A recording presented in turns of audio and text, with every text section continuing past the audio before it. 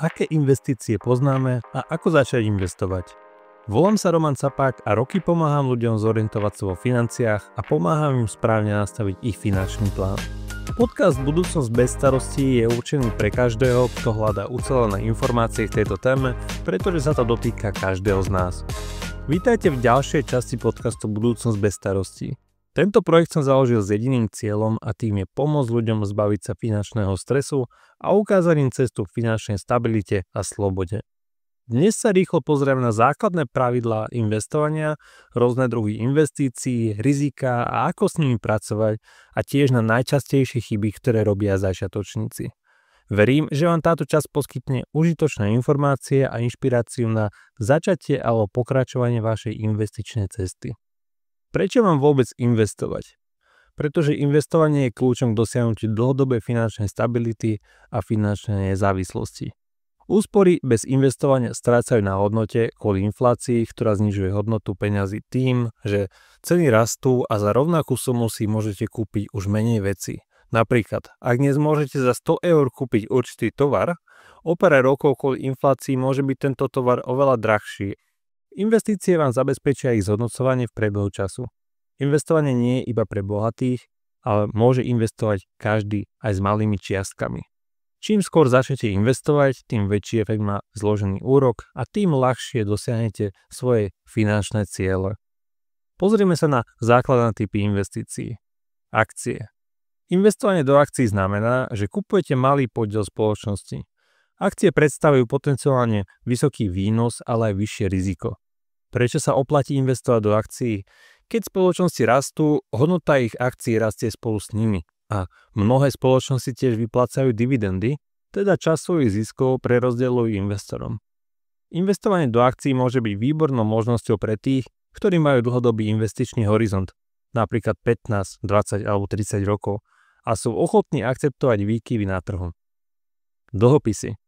Dlhopisy sú považované za konzervatívnejší typ investície, pretože predstavujú úver, ktorý poskytujete vláde alebo nejakej firme. Dlhopisy ponúkajú pravidelné úroky a nižšie riziko ako akcie. Sú vhodné pre tých, ktorí chcú stabilitu a predvídateľný výnos, pretože máte jasne stanovený úrok už vopred. Dlhopisy môžu byť dobrým spôsobom, ako stabilizovať portfólio a znížiť celkové riziko. ETF a indexové fondy. Exchange Traded Funds, teda ETF, sú indexové fondy, ktoré sú obľúbené kvôli svojej jednoduchosti, nízkym nákladom a dostupnosti. ETF sú obchodované na burze, podobne ako akcie, čo umožňuje investorom ich jednoducho nakupovať a predávať počas obchodných hodín. Umožňujú diverzifikovať portfólio, investovanie do širokého spektra akcií alebo dlhopisov, čo znamená, že aj malou investíciou môžete dosiahnuť veľkú rozmanitosť aktív. Tieto fondy sledujú výkonnosť konkrétneho trhu alebo indexu, napríklad S&P 500, čo znamená, že váš výnos bude odrážať celkový výnos tohto indexu. S&P 500 je index, ktorý sleduje výkonnosť 500 najväčších verejne obchodovaných spoločností Spojených štátov amerických. Tento index je široko používaný ako ukazovateľ celkového stavu americkej ekonomiky a akciového trhu. Investovanie do fondov, ktoré sledujú S&P 500, umožňuje investorom získať expozíciu voči diverzifikovanému portfóliu a veľkých spoločností, ako sú napríklad Apple, Microsoft, Amazon a ďalšie, čo môže pomôcť rozložiť riziko a dosiahnuť výnos na úrovni trhu. Warren Buffett, jeden z najznámejších investorov na svete, často odporúča investovať do indexových fondov, ktoré sledujú S&P 500, pretože verí, že je to pre väčšinu ľudí tá najlepšia cesta, ako dosiahnuť dlhodobé výnosy pri nízkych nákladoch a minimalizovaní rizika. Pre bežného investora sú ETF a indexové fondy skvelým spôsobom, ako dosiahnuť priemerný trhový výnos bez potreby aktívne správovať svoje investície. Taktiež ponúkajú možnosť investovať do rôznych sektorov a regiónov, čo znižuje riziko sústredenia na jediný typ aktív. ETF môžu zahŕňať aj dividendové ETF, ktoré poskytujú pravidelný príjem prostredníctvom dividend, čo môže byť atraktívne pre investorov, ktorí hľadajú nejaký pasívny príjem. Skratke, ak chcete dosiahnuť zaujímavý výnos dlhodobo a o nič sa nestarať, volil by som cestu cez ETF fondy. Nehnuteľnosti. Investovanie do nehnuteľností je ďalšou možnosťou, ktorá ponúka stabilitu a ochranu proti inflácii. Nehnuteľnosti môžu poskytovať pasívny príjem vo forme nájomného a zvyšovanie hodnoty priebehu času. Je to investícia, ktorá si vyžaduje väčší vstupný kapitál, ale pre mnohých je to atraktívna cesta kvôli nejakej hmatateľnej povahe toho majetku. Mnoho investorov využíva nehnuteľnosti ako spôsob, ako si diverzifikovať svoje portfólio, čiže si to rozdeliť do nejakých ďalších aktív a dosiahnuť stabilný cash flow. Alternatívne investície. Kryptomeny, umenie alebo zlato. Všetky tieto alternatívne investície prinášajú príležitosti, ale aj rizika.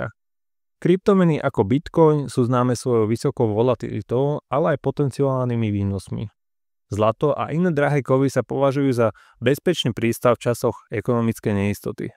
Umenie a zberateľské predmety môžu byť zaujímavé, ale investície do nich si vyžadujú špeciálne znalosti a často sú menej likvidné. To znamená, že ak by ste tie investície chceli speňažiť, tak oveľa dlhšie budete hľadať nejakého kupcu. V prípade alternatívnych investícií by som bol obozretný, nakoľko môžu prinášať vyššie riziko.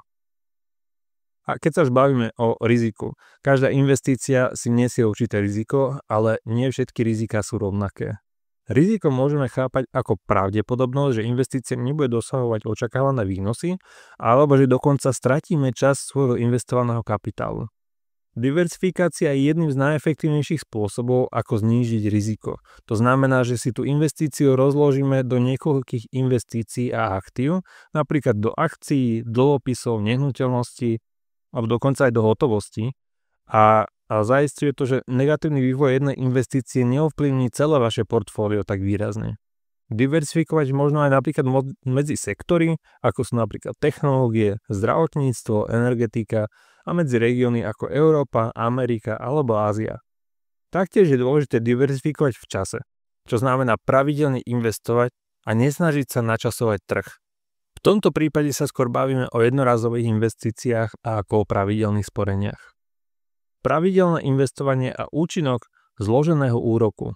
Pravidelné investovanie napríklad pomocou metódy dollar cost averaging, alebo teda inak po našom priemerovanie nákladov, znamená, že investujete rovnakú čiastku v pravidelných intervaloch bez ohľadu na výkyvy na trhu. To umožňuje priemerné nákupné náklady v priebehu času znížiť a zároveň znižuje riziko nesprávneho načasovania investície. Účinok zloženého úroku je ďalším silným nástrojom pri investovaní. Keď vaše investície generujú zisk, tak sa ďalej reinvestuje a zarába na seba. V priebehu rokov sa tento efekt zosilňuje a prispieva k exponenciálnemu rastu vašich investícií.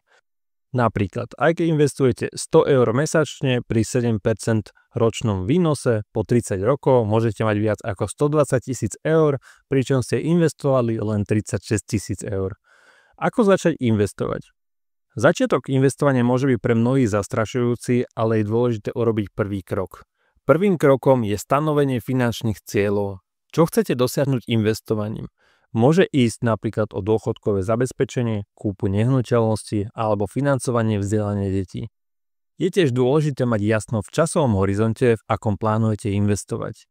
Ďalej je dôležité rozhodnúť sa, cez akého správcu budem investovať. V prípade, že sa bavíme o akciách, ETF alebo fondoch. Na trhu ich existuje hneď niekoľko a každý má svoje výhody a nevýhody. Určite vám odporúčam obrátiť sa v tejto veci na odborníka, ten by vám mal vedieť určiť správne portfólio podľa vašich potrieb. V prípade, že by si sa o tomto chceli dozvedieť viac, môžete ma kontaktovať a ja vám s tým rád poradím. Ďalej je dobre vytvoriť si núdzový fond, ktorý vám poskytne finančnú rezervu pre nepredvídané situácie. Tento fond by mal pokryť 3 až 6 mesiacov životných nákladov. Pred investovaním si tiež uvedomte, aké sú náklady.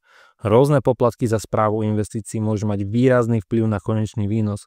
Preto si vyberajte investičné produkty s nízkymi poplatkami a transparentnými podmienkami. Najčastejšie chyby investorov. Pri investovaní sa často dopúšťame chýb, ktoré môžu mať negatívny vplyv na naše výnosy. Jedno z najväčších chýb je emocionálne rozhodovanie, teda keď trhy prepadnú, mnohí investori panikária a predajú svoje investície, čím si realizujú straty.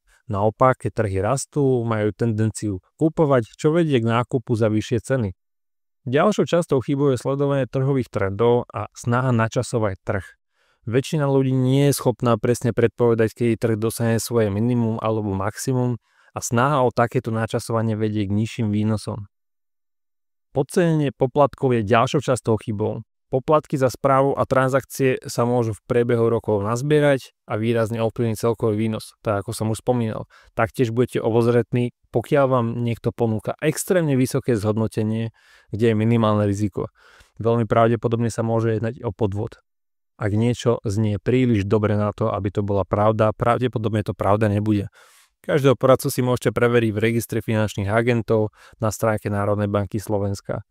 A teraz sa nebavíme len o nigerijských princoch, bavíme sa o sofistikovaných podvodoch, na ktorých si treba dávať pozor, pretože stále dokážu prísť s niečím novým.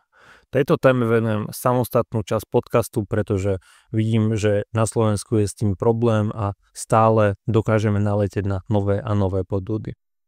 Na záver by som vás chcel pozbudiť, aby ste sa nebáli začať investovať. Investovanie je cesta k finančnej slobode, ale vyžaduje si to trpezlivosť a disciplínu. Nezameriavajte sa na krátkodobé špekulácie, ale na dlhodobý rast a budovanie svojho bohatstva.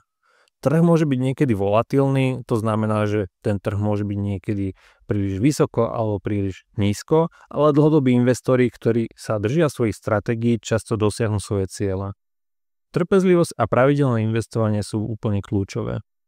Rád by som sa s vami ešte podelil o príbeh z mojej praxe. Keď som sám začal investovať, mal som úplne presne také isté obavy ako mnohí z vás, čo ak stratím peniaze, čo ak trhy klesnú, ale nakoniec som sa rozhodol, že začnem s malými čiastkami a postupne som svoje investície zvyšoval.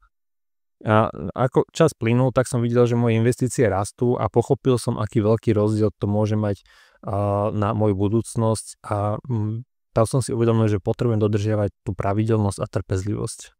Dnes viem, že rozhodnutie začať investovať bolo jedno z najlepších rozhodnutí, ktoré som urobil a verím, že aj vy si nájdete to svoje v tých investíciách a naberete odvahu urobiť tento krok a začnete budovať svoju finančnú budúcnosť. Dúfam, že vám tento diel poskytne cenné informácie a podporu na vašej investičnej ceste. Ak máte otázky alebo tému, ktorú by ste chceli v budúcnosti rozviesť, neváhajte sa ozvať. Prajem vám budúcnosť bez starostí.